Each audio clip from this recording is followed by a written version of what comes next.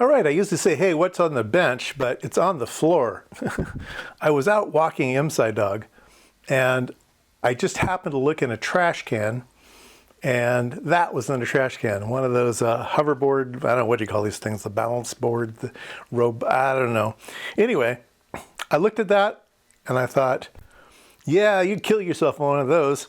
And then I thought, oh, that'd make a good teardown for the channel. So I grabbed it. It's heavy.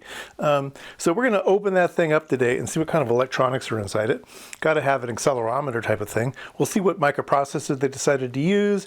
We'll take a look at the battery circuit, maybe the charging circuit, what type of drive electronics they have for the motors. Should be an interesting teardown. Yeah, let's see if we can open it up. All right, I have this side partially open. There's certainly a motor controller here. Lots of FETs down here to drive the motor. There's something up here and a speaker and some connectors and a button here. Go button, I guess. Yeah. Let's see. There's a wiring harness here. I don't really care what goes where. I just want to take it apart.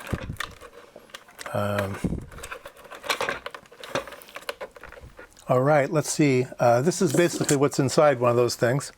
First of all, there's the motor, which is quite impressive. It's built right into the wheel. So it is amazing. So very heavy duty. And ball bearings and everything. Yeah, that is pretty impressive. It's got a pretty impressive battery in it. 25.2 volts at 4 amps, 100.8 watt hours. That's a pretty beefy battery. And then it has two of these boards, which basically control the motors on one side or the other.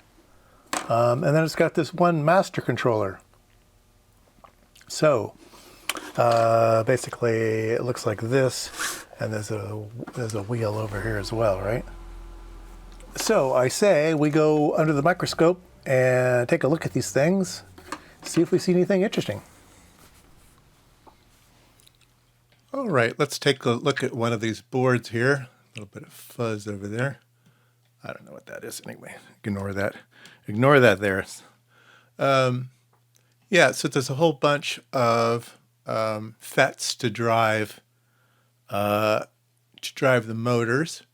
Everything kind of has a conformal coating on it here, which is nice. Keep it waterproof. We're going to have this thing outside. So everything was conformally coated.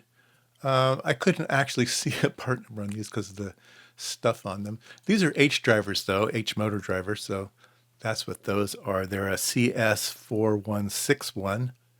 You want to look that up. There's a ST32 chip here. Now, I believe, this is just a guess, but I believe that right there, let me not point with my fat fingers. I believe that right there is an accelerometer. And so each wheel has its own accelerometer, if that makes sense. It makes sense to me that you're kind of controlling it by tipping back and forth each separate wheel, because your feet kind of are on both pedals, kind of, if you want to think it that way. Then over here is some type of DC to DC converter. And yeah, that's really all there is to this board. So there's some smarts. And I don't see any memory. So this must be some programmed part. So it is a, can you read it? An ST332, I think. I don't know. Let me get out a magnifying glass here. Just a second. It is a MM32SPIN? Spin? I don't know. SP, I don't know. I can't read it because of the glossy paint they put on it, or the conformal coating. Anyway, yeah, so it must be programmed. And then a bunch of connectors on it. Okay, so I thought originally that the two boards were exactly the same, and they are 80% of the boards are the same. So this part is the same. It's got the FETs to drive the motors back and forth. It's got the H bridges. It's interesting that there's 3 of them. So maybe they're 3-winding motors, 3-phase motors. Oh, here we go. We can read this one. MM32 SP something or other. I don't know if you can read it. I can't. Anyway, that's what that chip is. And then this part of the chip, the board is different though. This one has a beeper and not much else. A little bit of power supply stuff going on there, but yeah, nothing over here. Looks like there could be a Wi-Fi or Bluetooth thing over here added to the board. Now, interestingly, maybe that didn't work out for them because the little board in the middle has the Bluetooth, or probably Bluetooth, circuit on it. So maybe they had to add that after because the other one just wasn't working out for them. I don't know. Where they couldn't get availability and they decided, oh, we'll just buy this module instead of a chip ourselves. So I don't know. The MD4182, I'm not sure what that is. Yeah, just a little bridge rectifier there, probably power supply chips. Yeah, interesting. All right, so that's what those boards are. And then there was one more board in the circuit, which was in the battery. The battery was just a whole bunch of 18650 batteries. So now I have a big slew of those. So this one is the battery protection, all of the FETs to protect those. These are something S, what's that say? SB 6808.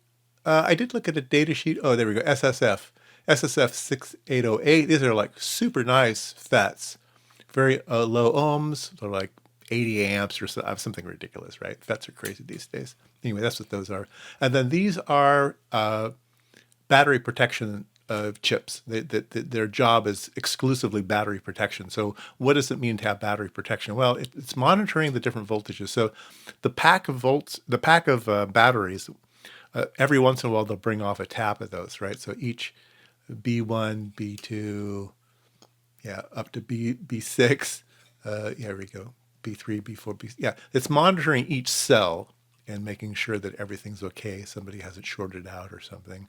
And then it also monitors temperature. So this little thermistor was jammed in the battery pack. Okay, so it's going to shut down if it sees it get too hot. And then there was also over here, another one here on the board. So also if this gets too hot, or maybe it's just monitoring the ambient, and then it monitors the difference between this and this one. I don't know. Could be. But anyway, that's what's inside that dumb little scooter.